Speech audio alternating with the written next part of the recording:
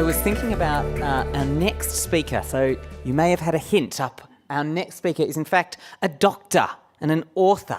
And when I first asked her if she'd be interested in this event, she sort of, in stunned silence, sort of said, well, I don't know anything about art. And I said, that's okay. And do you know why? Because these ladies here have very sensible shoes. And I need someone who I can turn to for some solid, sensible advice. And I don't know about you, but when I'm thinking about that person, the person I would go to would be my trusty GP. So she bulk bills, but she still charged me the federal government's $7 fee to speak here tonight. Yes, it's time for a group appointment tonight with Dr. Ranjana Srivastava, a medical oncologist, an author, an educator based at Monash Health. And today, ladies and gentlemen, she has released a new book. So with my best Moira, I will tell you that the book, So It's Cancer, Now What? An Expert's Guide to What You Need to Know, is now on sale. So to hear from a medical perspective how the body changes as it ages, would you please welcome author of this book out today, Dr. Ranjana Srivastava. Wow, isn't he good? Good evening to the inimitable Simon and Yvonne and the team at the Wheeler Centre as well as the National Gallery of Victoria. Ladies and gentlemen, thank you very much for actually showing up to hear me speak tonight. I'm pleasantly surprised.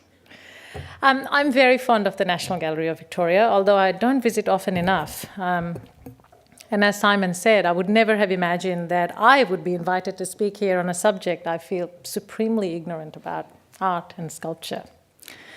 You see, the only time I tend to operate as an art critic is in the safe confines of my home, where one of my children is a 6-year-old daughter who particularly loves to draw, paint, do clay stuff. And so sometimes she flourishes a beautiful picture in front of me and I instantly know that I like it and it might even take it to the office to hang on the walls. And other times there are works that really require a proud mother to summon every drop of maternal devotion to appreciate. I hear that this is equally true of famous artists. So my first thought was, I wonder what Mr. Mueck's mother thought of his work. I wish I could ask him. But I knew that the moment I cast my eyes on this astonishing lifelike sculpture, my predicament on how to comment on art or sculpture vanished. Because what I immediately saw in this art was a reflection of my everyday experience as a doctor.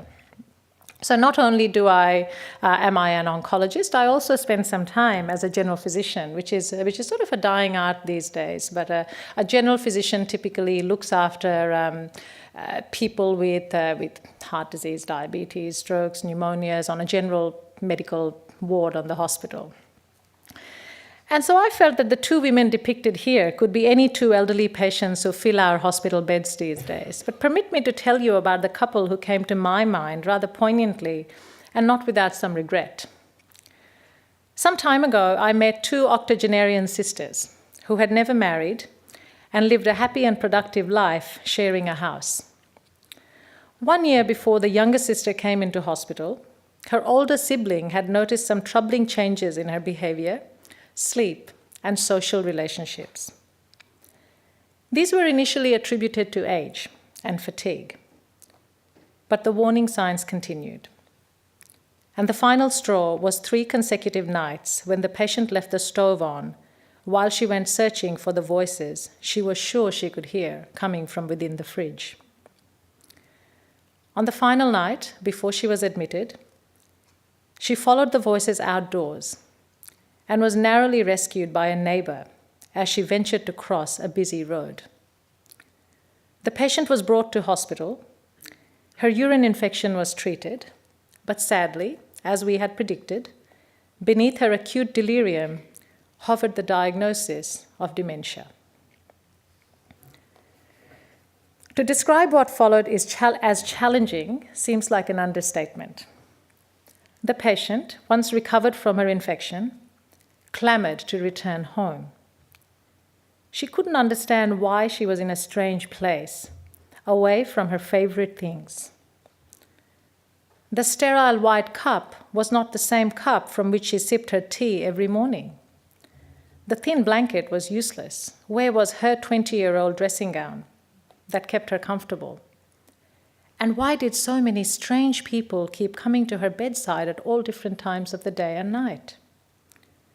Slowly, as we, her doctors and nurses, recognized the things that caused her the most distress, we tried to remedy them.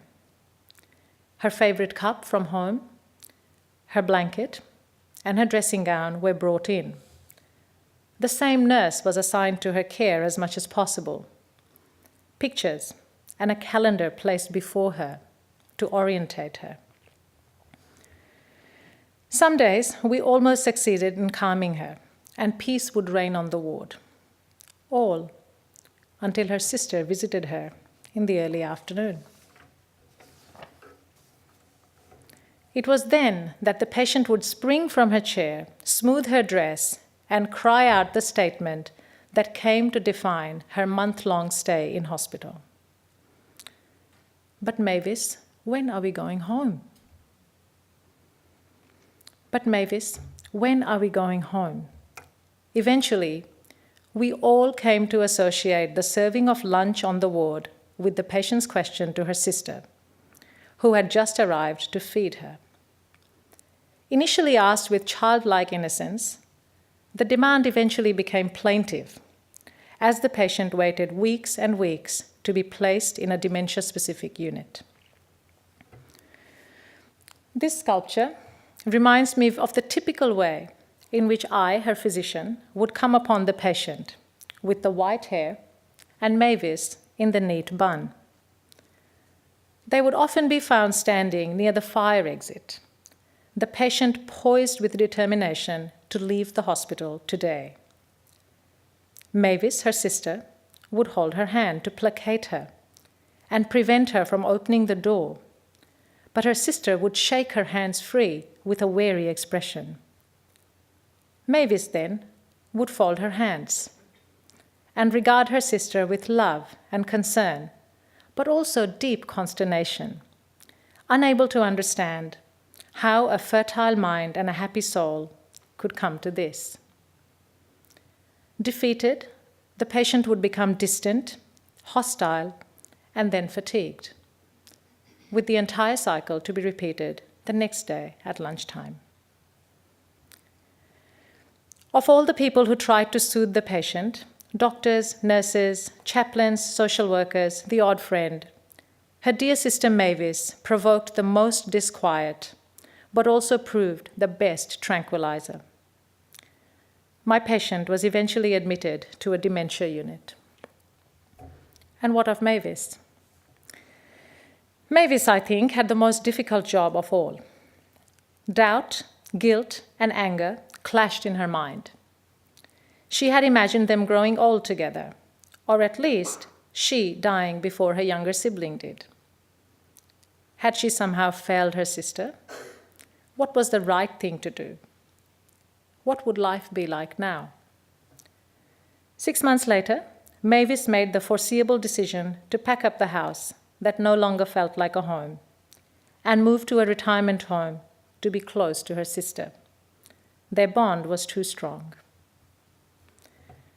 Reflecting on the two sisters for this occasion, a few other things came to my mind. One was the power of illness and its associated physical and emotional frailty to convert the visible to the unseeable. It was very easy on occasions to see the patient with white hair as just another of the scores of patients who have dementia, who ask to go home, and who inexplicably become foreigners to rational thought. But of course, we had to remind ourselves that this patient was someone's daughter, sister, and friend. She had had affections and loves along the way, dreams and disappointments too. As society ages, it is all the more important for us to learn that while it may be expedient and tempting to regard patients as an illness, they are obviously much, much more.